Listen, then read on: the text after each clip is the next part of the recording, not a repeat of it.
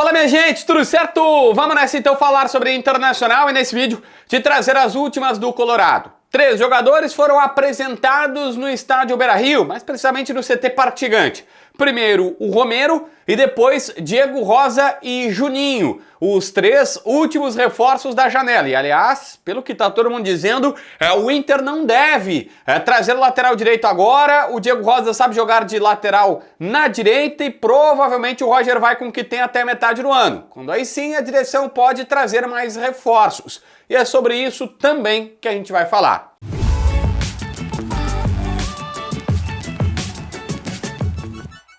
Bom, já dei uma pincelada aí avançando sobre essa situação que o presidente Barcelos indicou nas entrevistas recentes, mas quero começar falando sobre a entrevista do Diego Rosa.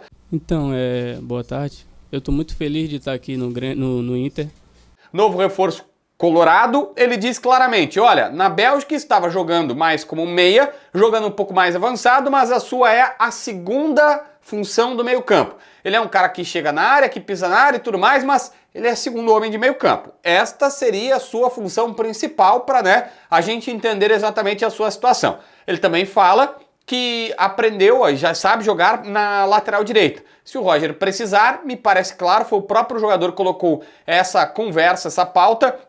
Me parece claro que o Roger falou com ele e já disse, talvez eu vou precisar de ti na lateral direita, só tem o Aguirre, o Natan e tal, não é da minha confiança e tal. Daqui a pouco aconteceu essa conversa. Daqui a pouco, para ser mais um português um pouco mais correto. Sobre o seu período difícil mentalmente no Bahia, ele contou que agora tá melhor, que tem uma filha que tá pensando no futuro, que tá morando sozinho, antes morava com os pais, agora, tá morando sozinho, com o filho e tal, e que isso fez diferença no amadurecimento dele. O Juninho garantiu que pode jogar já o Campeonato Brasileiro contra a equipe do Flamengo, que está apto por ele, não tem que escolher jogo, que desde janeiro já tinha a possibilidade do Inter contratá-lo, que o Mazuco ligou para ele, para o seu empresário em janeiro, e que ali começaram os contatos e que desde então tinha dito que ele gostaria de fazer a transferência, que ele gostaria de vir, mas que os dinamarqueses não estavam liberando e que ele teve que reiteradamente ir na direção, pedir para ser liberado, para ter uma negociação amigável. Esse foi o termo. A negociação amigável, o Inter pagando 1,5 milhão de euros para eles. Mas de fato os caras não queriam liberar porque tinham só 4 zagueiros no sistema, no elenco, a janela estava fechada na Dinamarca. E aí ele falou, olha, desde então eu queria, mas tinha várias coisas que impediam, mas, entre outras coisas, eles caíram das Copas Europeias, estavam só com o campeonato dinamarquês para jogar, e isso acabou ajudando os caras dizendo, bom, tudo bem, quer ir embora, vai e tal, ganha meu dinheiro e tudo mais. O Romero contou que ele demorou para aceitar a proposta do Internacional de qualquer outro clube, porque o ano passado foi muito longo, muito extenso jogando pelo Botafogo. Foi, passou dezembro e tal, foi lá, finalizando Natal, Ano Novo. Ele tem uma filha de 8 meses, decidiu se dedicar à filha, ficar no Paraguai com esposa, filha e tudo mais, e que a partir de então ficou um pouco off e por isso não está aqui desde antes. Entre outras coisas, disse surpreso com a fome de glória que tem o grupo do Internacional, que está sentindo isso no ambiente e que dá prazer treinar com jogadores assim, segundo o Romero, outro reforço colorado. Bom, eu também quero falar aqui sobre a entrevista que o presidente Barcelos deu para o Luiz Carlos Reck. Essa entrevista foi na Masper TV.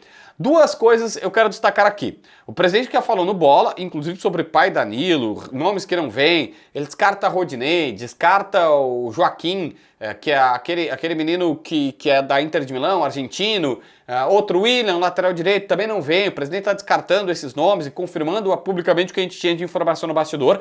Mas, por exemplo, ele dá indicativos de que o lateral direito não vem agora, mas que o Inter, investiu, você vai entender porque eu confundi com o Grêmio. O Inter investiu nessa janela cerca de 35 milhões de reais. E que tem time aqui no Rio Grande do Sul, na aldeia, que investiu mais do que o dobro. Investiu na casa dos 80, 85 milhões de reais. Esta direta barra indireta é pro Grêmio. Ele deixa claro que é pro Grêmio, que o Grêmio investiu cerca de 80 milhões de reais. Aí você vai botar os 4,5 milhões de dólares do Kik, os 4,5 milhões de dólares do Wagner Leonardo e todos os outros reforços que o Grêmio foi trazendo. O número é mais ou menos esse e foi amplamente divulgado pela imprensa e tudo mais. Bom, aqui tem uma questão importante, porque o Reck também perguntou sobre as declarações do Guto Peixoto, que agora na apresentação do Grêmio voltou a falar que o Jorge, goleiro gremista, tem que ajudar o Grêmio a bater nos seus adversários. E é óbvio que é uma provocação pelo que ele falou do D'Alessandro. O presidente Barcelos não fez crise, tá? Ele disse que com o título a pressão se inverteu, a gangorra agora virou de lado, tá no lado gremista. E que ele disse, cara, tem eleição no final do ano, o Grêmio tem que dar resposta pro seu torcedor.